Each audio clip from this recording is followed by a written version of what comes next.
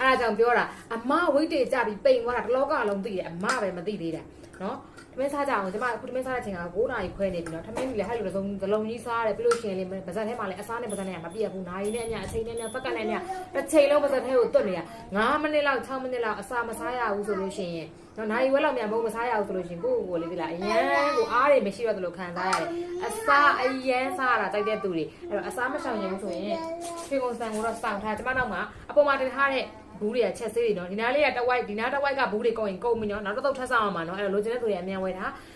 မတောင်းမှန်နဲ့အမနဲ့ကျမနဲ့ဘယ်ချိန်မှပြဿနာတက်မှာလဲဆိုတာရှိသေးတယ်ပြဿနာတက်မဲ့တစ်ချိန်ရှိသေးတယ်ဒီနေ့စားလိုက်အောင်မယ်နော်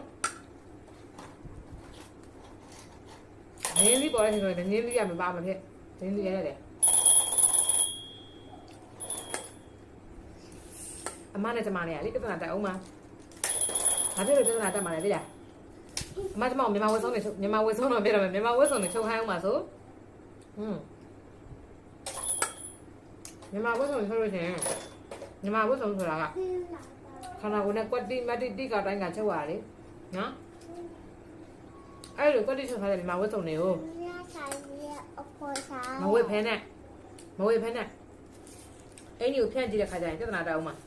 ညီမလေးအမခန္ဓာကိုယ်နဲ့တော်ပါမလားနင်ချုပ်ပေးတဲ့အိမ်ကသေးသေးလေးဆိုပြောဦးမှာအမတို့သိလားကျမလည်းလေဝယ်စားတယ်လူတိုင်းကိုချုပ်မပေးဘူးကျမအရင်ကဖက်ချုပ်ဆိုင်ဖွင့်စားတာဒါပေမဲ့ကျမကိုခုနောက်ပိုင်းကျမအဲ့ထည်လက်မခံမနဲ့ဈေးကိုပဲဆက်မရောက်နေကြပြီသိလားကိုအတွက်ကိုချုပ်တယ်ကိုစက်ကြိုက်ချုပ်ဝတ်တယ်ကိုတက်ထားတဲ့ပညာကြောင့်မို့လို့ဘယ်ဆက်သမားကသွားပြီးခါရနေကြမလို့ကိုထဲကိုဟာတွေဝစ်ချင်တယ်ဆိုလို့ရှိရင်ချုပ်ပေးတယ်ကိုတန်းလေးတွေပေးပိတ်စာလေးတွေပေး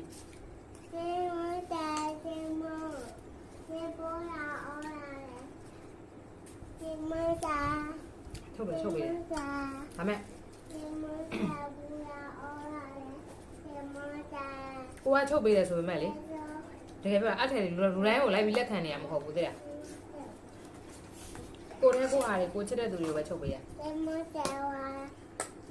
ဟာပါဘူးမစားကြရင်ကချွေကုန်စံတော့ပတ်တော့ပြီးတယ်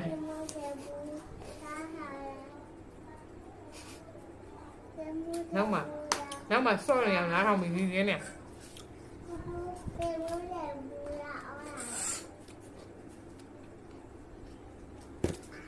ဒါရှိရင်ဒီလိုအစားအသောက်တွေဒီလိုအချိန်မှာစားဖို့မကြောက်ဘူး